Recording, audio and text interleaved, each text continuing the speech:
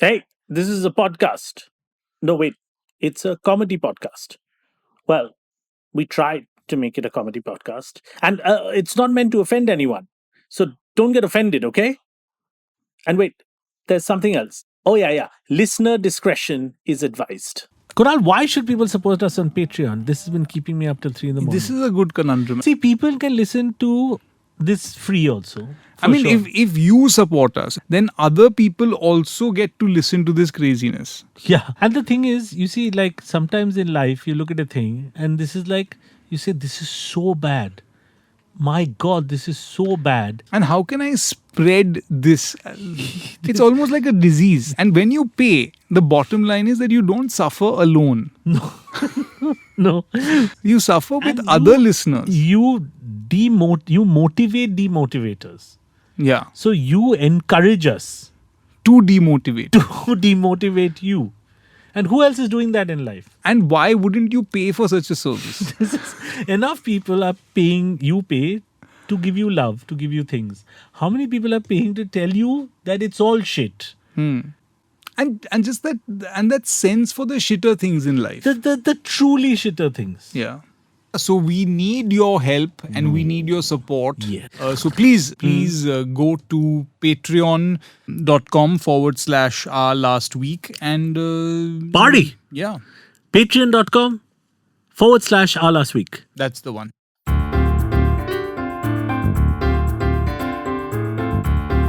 Audiomatic presents Our Last Week.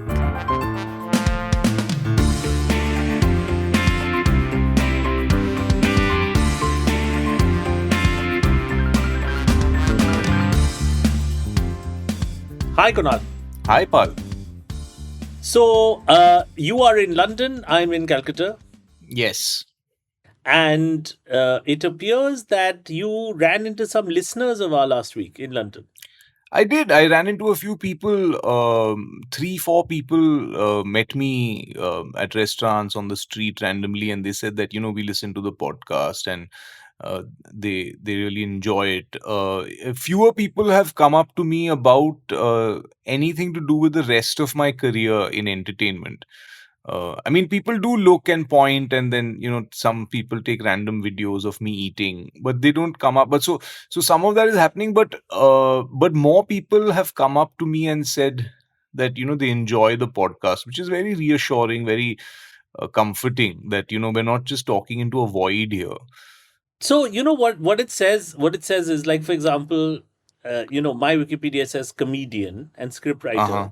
Your Wikipedia says actor. Wikipedia page, but the thing we are known for is going to be neither of those two things, which Yeah. is an interesting thing. Like, at the end of our lives, we have to say, who are we? Like what? What I was don't know he if you're- known for, or she? What did he do? And he's like, Yeah. actor? No, I've never seen him in No, anything. He's a that podcaster. podcast guy.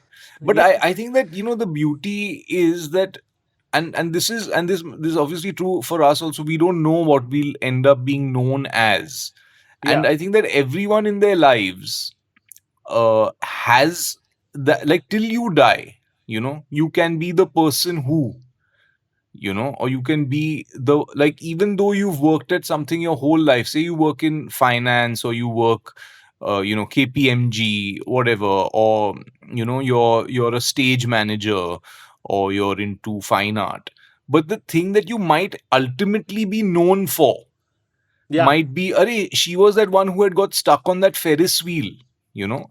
Oh, he was that guy who killed that duck at Hyde Park. Like, that would be your first thing on Wikipedia.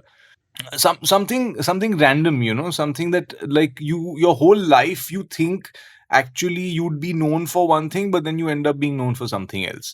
So you never Yeah. know which way, how you will be remembered, or how you will be forgotten, actually. But I mean, do you remember the famous documentarian Louis Theroux? I've heard of him. I don't. I have to say, I haven't seen too many of his He's films. a documentarian. He's done various documentaries for the BBC, and he became very famous last year for being on a interview. He was being interviewed, Hmm. and he sang a rap song. And Hmm. you've heard this, and many people took the rap song, put music to it, and then started dancing to it, including Shakira. Hmm. And basically, it was, I think the song went, "My money don't wiggle, wiggle, it jiggles," or Yeah. something. You know the He's song I'm that talking about? guy. He's that He's that guy. guy. He's that guy. But he had a whole life of My, making he made maybe 500 documentaries. I think it's "My money fantastic don't jiggle, documentaries. jiggle, it folds. My money Yeah. Yeah. Yeah. Yeah. it Yeah. rolls. Yeah. Driving in my Buick, whatever." Yeah. Yeah. Uh, so that's what he became viral for. That's And the it helped first thing him. on his Wikipedia page. That's the main thing. And he got known for funny. Woody Allen had once made a film called Small Time Crooks Right. about a group of thieves that wanted to rob Hmm. a bank. And they Hmm. decided to dig a tunnel. Hmm. They decided that they would buy a cookie shop right next to the bank Right. to use it as a front to dig under the tunnel to get to the bank. Right. And then they kept digging, and just as a front, the wife would run the cookie shop. But that cookie shop became really popular. They became millionaires in the cookie shop. They couldn't even find the bank as they kept digging. Yeah. I feel all life is that, all Yeah. life is Yeah. the accidental cookie shop that Correct. eventually will get us where we are. I don't know what the most popular thing you've done is, but the most popular thing I've done is an ad for a company called Borosil Lara. Hmm. That's a big Uh, one. it it is I've written 7 plays, 3 films, but that's the main one where You're that am Borosil guy. I'm that Borosil Lara guy. I'm in a very fancy restaurant. I order something that sounds very fancy, and what I get is a tiny samosa. Hmm. Uh, Hmm. and that ad has gone viral. 40 million views it's had. Right. Right. And our entire life's work otherwise has got maybe It's like, I don't know, pointless. It's pointless. I don't know 5,000. It's why, meaningless. like that's why I feel that, there's no point planning what is going to be, your ticket, what's going to be the one thing that you're known for. Or That's why what it's will not keep you fed, like you don't even know. fed. Yeah. Yeah. I have to tell you that I'm not getting that kind of response about the podcast in Calcutta. I had a few people run in, and they came up and said, "Excuse me, can we talk to you?" And I thought it was about the podcast, but I had parked in there in front of their garage. So they were You had to asking me move to your car. move. Yeah. So they were not Hmm. fans in any way. They're not But they fans. came up smiling, but Yeah, they yeah. basically wanted me to fuck off. With cricket, what is happening is very interesting. We have a Hmm. big India Pakistan match, and they don't show the matches on the BBC. So Hmm. you probably don't have this information as yet. But only for tomorrow's match, which is technically a league cricket match in a Hmm. round robin World Cup, they are planning to have fireworks, the Hmm. great musician Arijit Singh performing, Hmm. and a whole opening ceremony. Now, I know you have views on it, so obviously I'd like your views on this, but also my conundrum is this. If, for example, say Australia and New Zealand were hosting the World Cup, right? Hmm. And they decided only for Australia versus New Zealand, they would have a party and a ceremony in the middle of the tournament. Hmm. And every other game would be whatever, would not get any special treatment. Would the BCCI and everybody else shout and say this is racist and wrong and the hosts are getting special privilege? And isn't that double standards? And there doesn't seem to be very many people complaining here. Well, I think it's completely ridiculous and ludicrous. I don't recall any other world tournament anywhere in the world at any time that in the middle of a tournament for a standard league game there is a special ceremony just for that one game. Yes. And it further proves my point that actually we're not really fans of cricket, like just to watch cricket, to watch two teams play each other. We're fans of India, we're fans of the country, we're fans of just nationalism, and just wanting to shout in each other's faces. We're not really fans of the game, so to speak.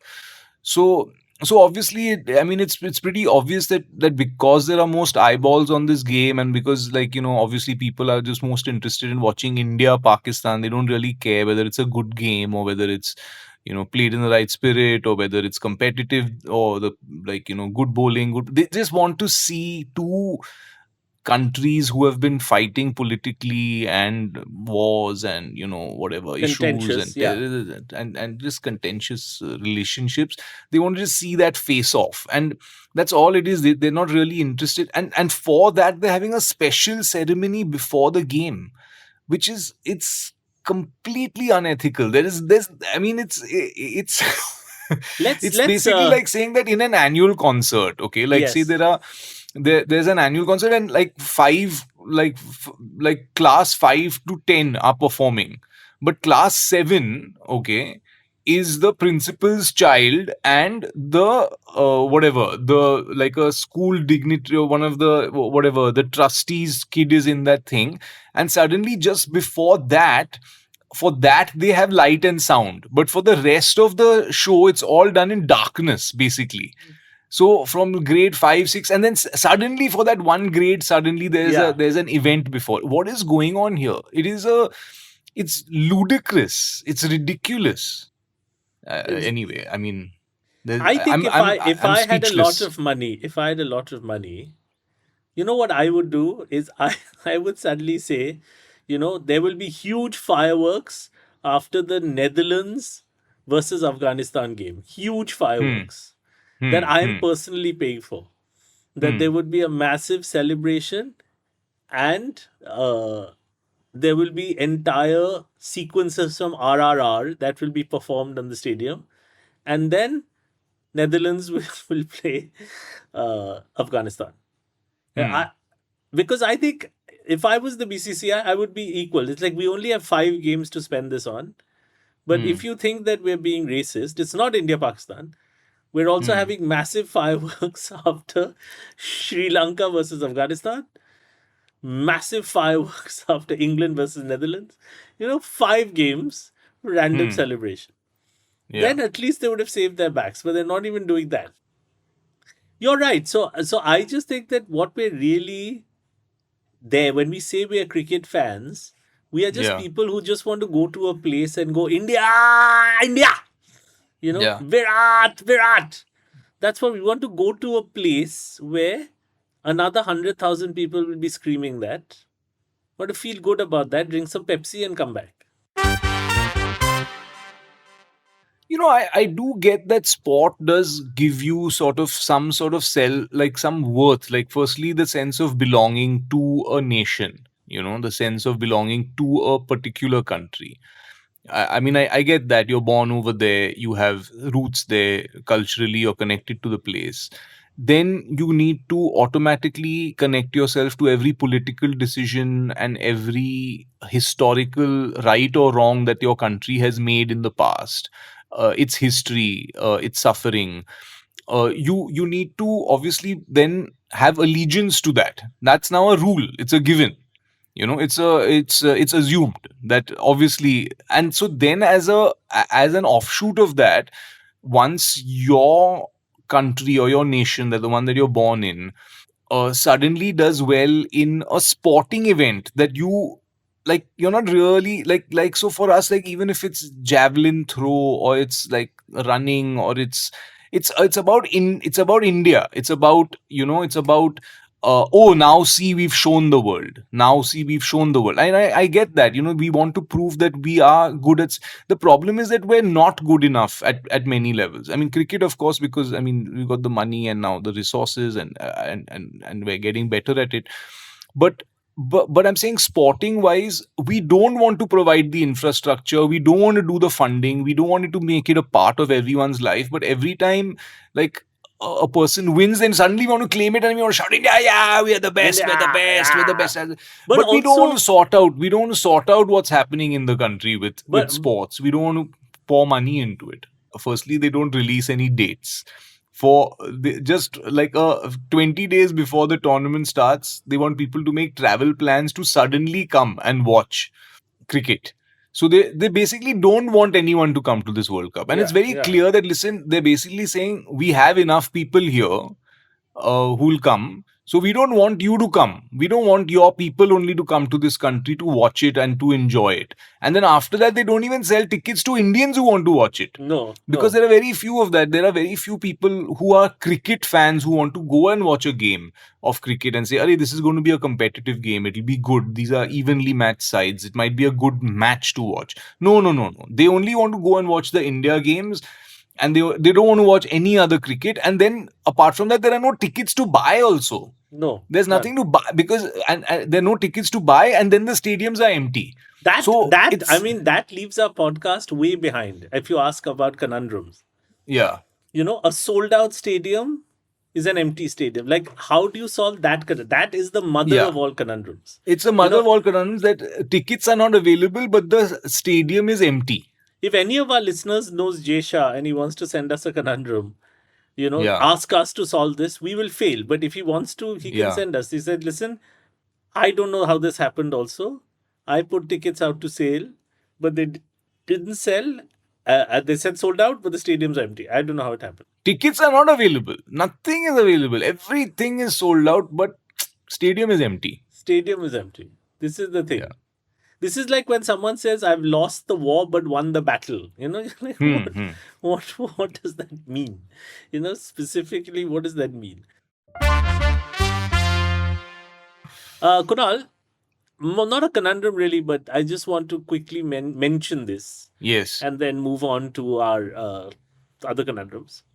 Horrifying things happening between Israel and Palestine. Yes. But this is not this is a conundrum, tiny conundrum based podcast. We don't understand the larger political implications. But one interesting thing happened, and you said something quite interesting about it that I want to discuss, which is at Harvard University, about 32 student unions got together, including the Palestinian Solidarity Student Union at Harvard University. I think it was Harvard Law School or Business School, I'm not quite sure. They put out a statement saying, we stand with Palestine and Israel, is a criminal state, after these events happened in Israel, right? And obviously, it upset a lot of Jewish people. And there were 32 different student organizations that signed this thing supporting Israel after attacks on Israel. One of those, not supporting, but sorry, against. supporting Yes. Palestine against Israel. One of the student organizations was a South Asian dance organization called Ghungru, Okay. who I think do South Asian dancing. Right now, when these letters went viral, a lot of very powerful Americans said, I want the names of these students, all of whom support Palestine, because I stand with Israel and I run the world's largest hedge fund, or I run the world's largest private equity fund, or whoever, like different people. One of the most vocal people was a guy called Bill Ackerman, who runs a company called Pershing Square Capital. And he said, can you please publish the names of these people so none of me or my colleagues end up inadvertently hiring them? And then this went viral. Immediately, one of the early people to say, I have nothing to do with Israel Palestine. I didn't sign this. I don't know who in my organization signed it. Please, please, please, take me off this list. Was Ghungru, the South Asian dance organization. And they said, we have nothing to do with this. In fact, here's a YouTube video of us dancing.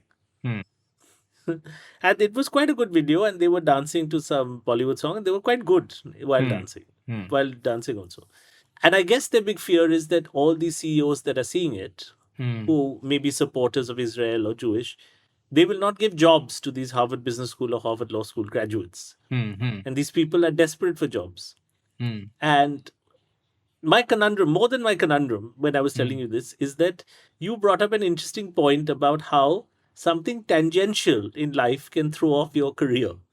So will Yeah. you tell our listeners what your view was on this was? The thing is that when you're on your journey, and this, you start off at a young age. Like if you've made it to one of the universities affiliated to Harvard or within Harvard or whatever, it's even if it's in that university and you've made it there, either your parents have the means or you've worked your you're back off to be there from a young age. You've really pushed yourself. Maybe you've even let go of some of your passions by the side just to pursue this dream. Sometimes it's your own, sometimes it's your parents, but you've fought these odds and made it to this university. And this one passion you have for dance, for Hmm. specifically Bollywood dance, is Hmm. something that you said you suppressed it, but then you said, oh wow, lovely, there's this little dance club where I can go on Fridays, Saturdays, dance to Chaya Chaya, and get it Yeah. synchronized and Yeah. do a good job Yeah. and all that.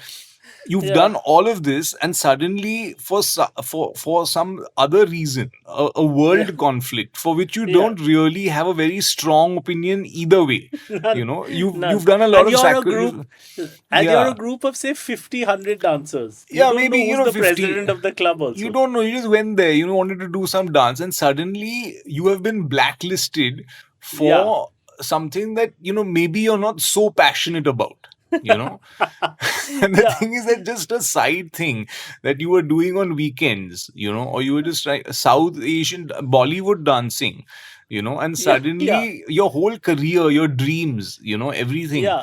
is like, oh Yeah. god, I'm on this blacklist, and now no Jewish sort of head of, like, CEO of any one of these massive companies is going to hire me.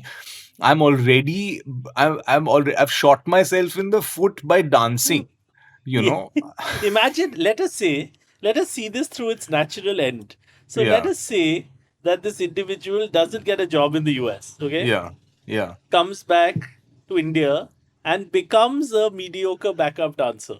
correct, And someday we meet him in Andheri and he's an yeah, alcoholic yeah, and he's teaching other younger dancers. hmm. You know, his first question will not be physical fitness or whatever.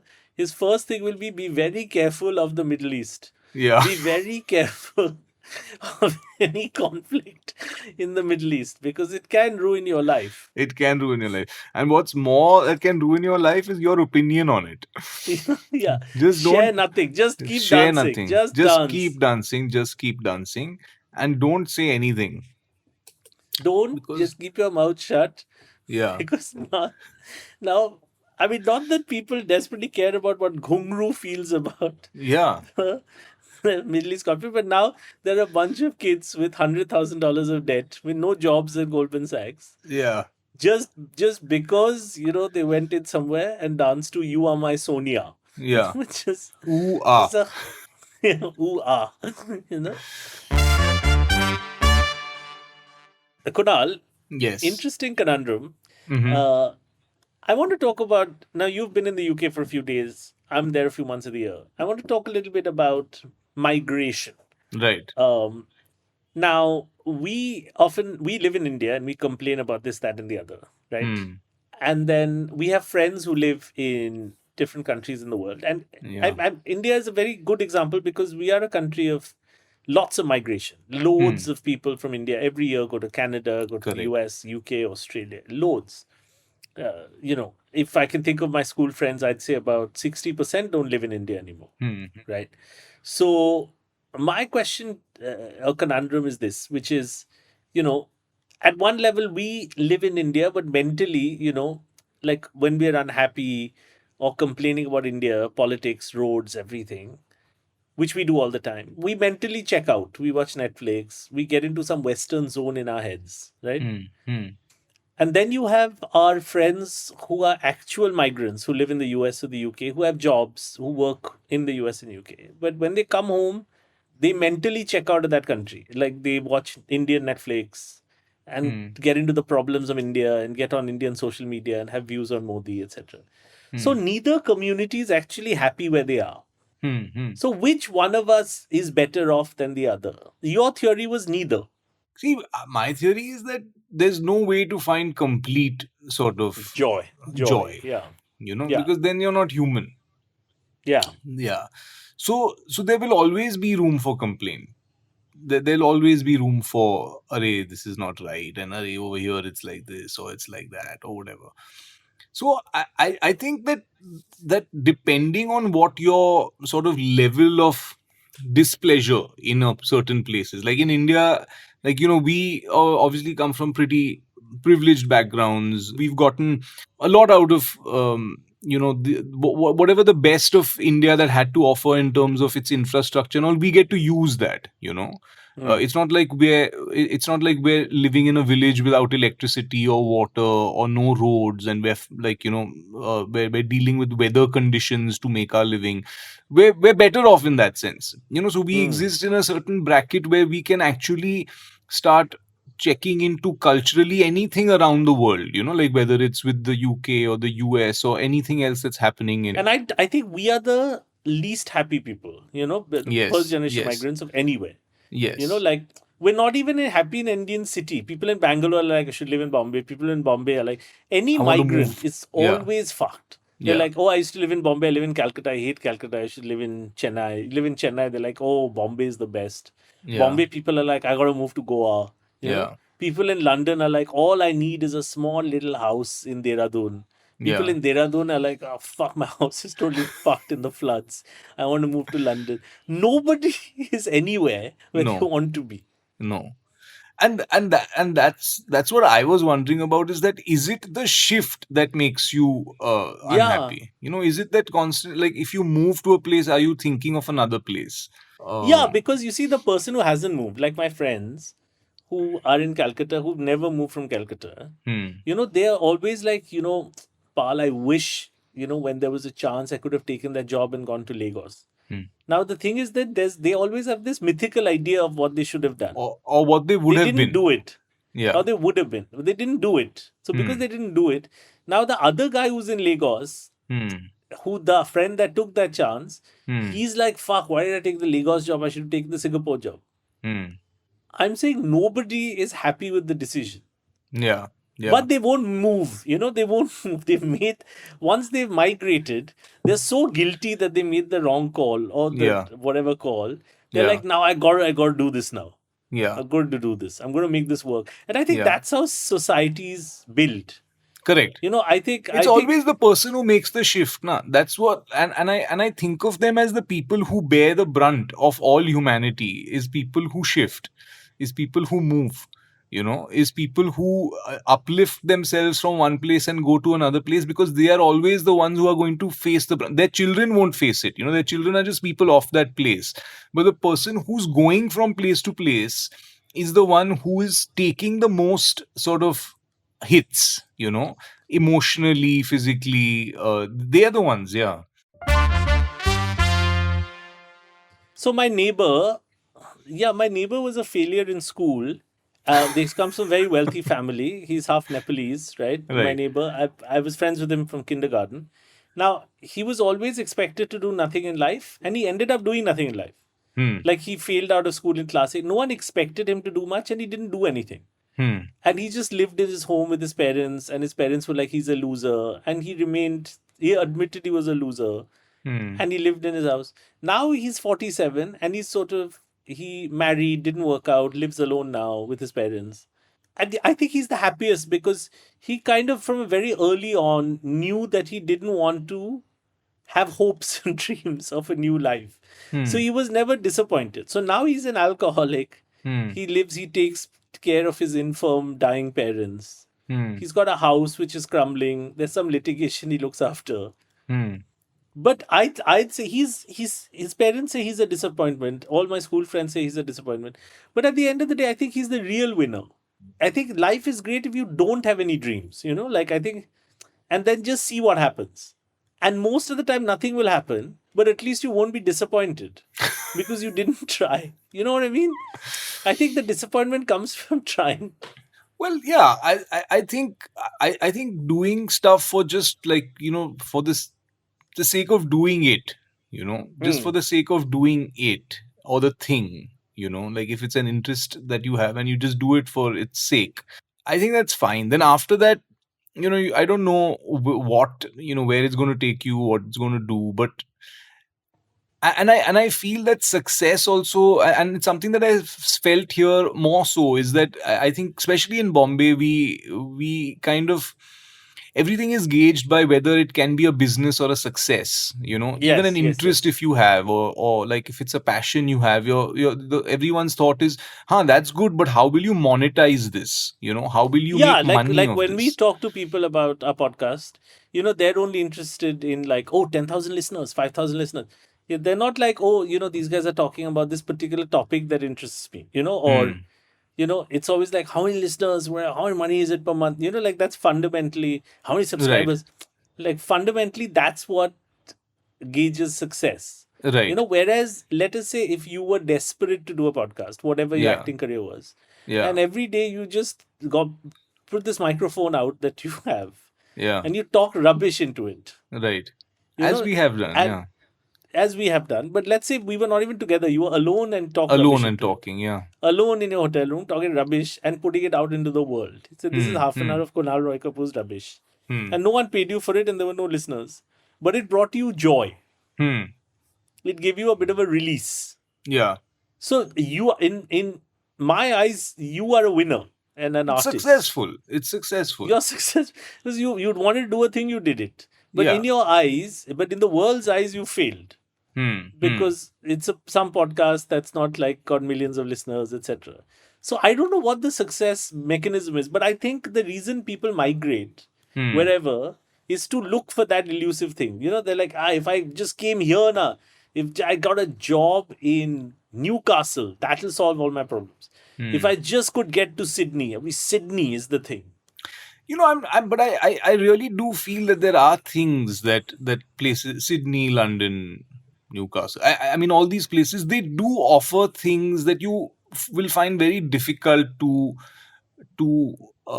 get in India. Like, so Yeah. it all depends on, Like how, like not even material things, like just a little walk like a walk, like a stroll. with You know what I'm saying? with Like just six to have a trees. stroll with a few trees, a little grass. I mean, it's so easy here. And I've experienced that in my last 4 days that I've been roaming around London. Is that I've been taking the tube and the bus and everything, and you just feel like the city is kind of taking care of you. You are like a precious thing that's being moved very carefully from one place to another. It's like, oh, you just step out of the tube and the bus stop is right there, and then you get onto the bus and then you just stroll down the road, and you'll get to your destination, and you don't really feel it. You don't feel roughed up by the end. Whereas in Bombay, you feel like you're fighting against everything and everyone Yeah, to yeah, yeah, get yeah. to a place. Like you feel like you're being grated into submission. But exactly. But see, you're 4 days in, you're feeling this, right? Say somebody migrated to London just to get away from the crush of the train of Yeah. Bombay and Yeah. worked hard and found a job. And now he strolls across a beautiful park, say in Willesden Green, to go to his job. Yeah. And there's no one jostling against him, no one is squeezing his bottom, etc. Yeah.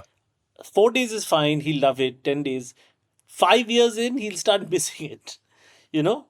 He's like, then 20 years in, he will have a child in London. And he'll Then reminisce about it. bring that child just to go on that train. Smell this armpit. Smell this armpit and see how it was. Now wait, someone will pinch your bum. Just see. Someone's going to pinch And your his bum. son will be Hold like, your these wallet. are not memories I want. Like, I don't want this. I want- don't want this. This is like, why are you doing this to me? It's like, just And see, he's man. like, Just this see. is life. This is Yeah. life.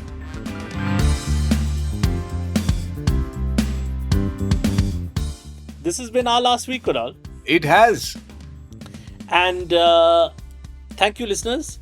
And we will continue doing this at long distance, I think, into maybe November. Yes. And we'll get to meet each other in person.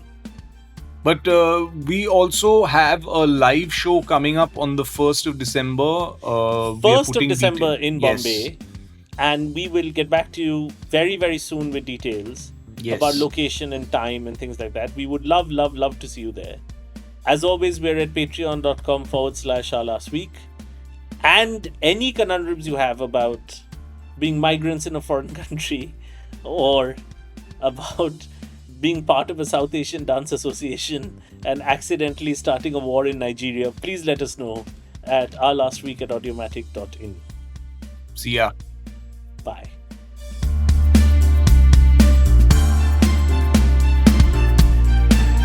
You were listening to Our Last Week, produced by Akanksha Kadam, and Avdoot Khanolkar. Hosted by Anuvab Pal and Kunal Roy Kapoor.